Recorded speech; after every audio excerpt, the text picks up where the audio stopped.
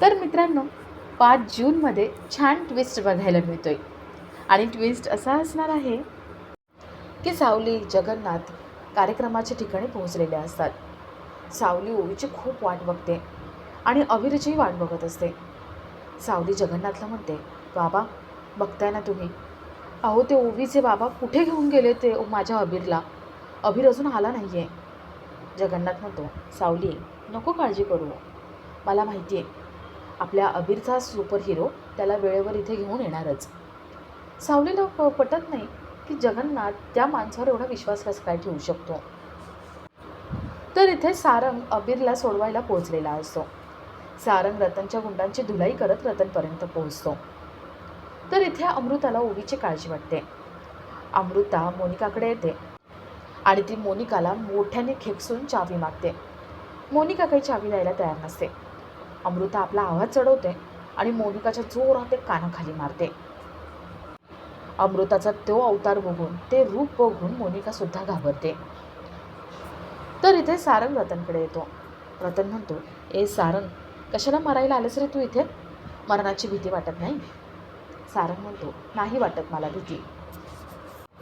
रतनचा एक माणूस सारंगच्या मागून येतो आणि सारंगच्या डोक्यात जोरात एक लाकूड मारतो. सारंग तिथेच बेशुद्ध पडतो.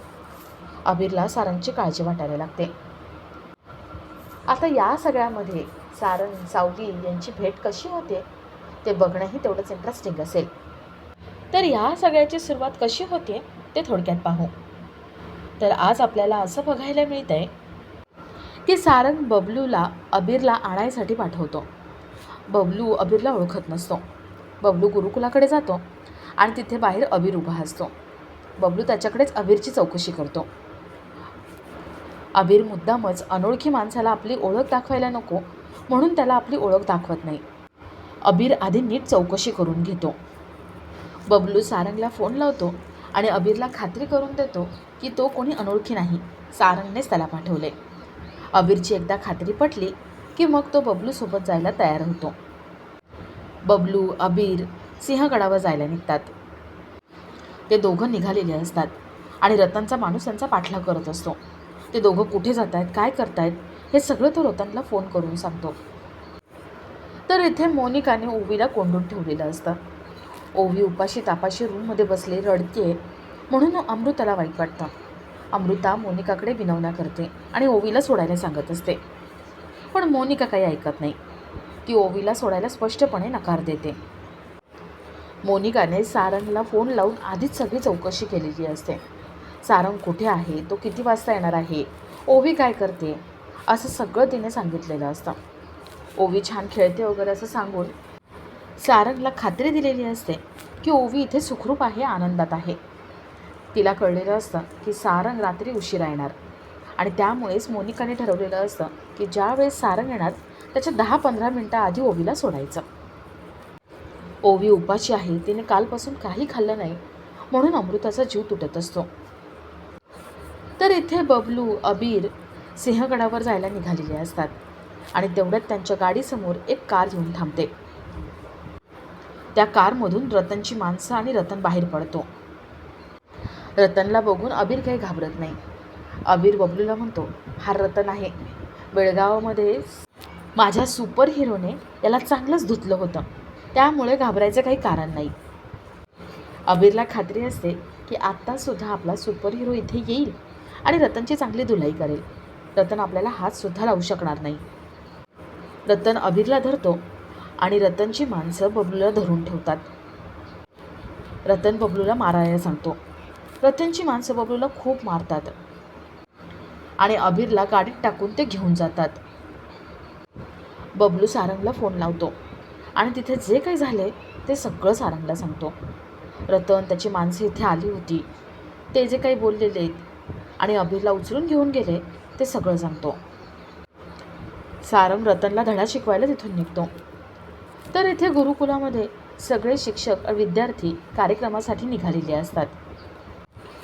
जगन्नाथ सावलीकडे येतो आणि सावलीला म्हणतो, सावली झालं का सगळं, आता निघायचं का? सावली म्हणते, बाबा अहो ओवी नाही आली अजून आणि 4:30 वाजलेत, काय करायचं आता आपण? आणि अबीर तो पण नाही आलाय. जगन्नाथ म्हणतो, साऊ, अगं अबीरला ओवीचे बाबा घेऊन गेलेत. तो सिंहगड बघेल आणि डायरेक्टली तिथे पोहोचणार आहे. ओवी पण येईलच त्या कार्यक्रमामध्ये. तू आता चल, नको काळजी करू. सावली, जगन्नाथ कार्यक्रमाच्या ठिकाणी जायला निघतात. तर इथे बबलू खूप लागल्यामुळे पडलेला असतो आणि सारंग तिथे येतो. बबलूला किती लागले ते बघतो आणि अबीरला सोडवण्यासाठी तो प्रयत्न सुरू करतो. तर इथे ओवी आली नाही म्हणून सावलीला काळजी वाटते. सावली अमृताला फोन लावते आणि क्षमाला बोलायला सांगते. सावली पुढे जाते.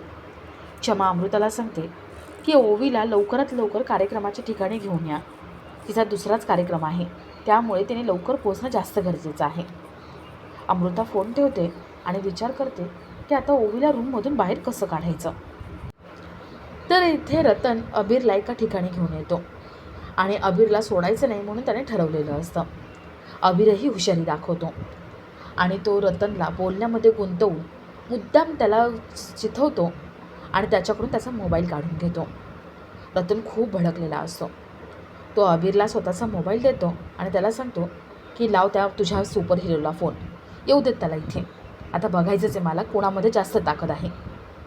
अबीर रतनचा मोबाईल घेतो आणि सारंगला फोन लावतो. सारंगला आपलं लोकेशन पाठवतो.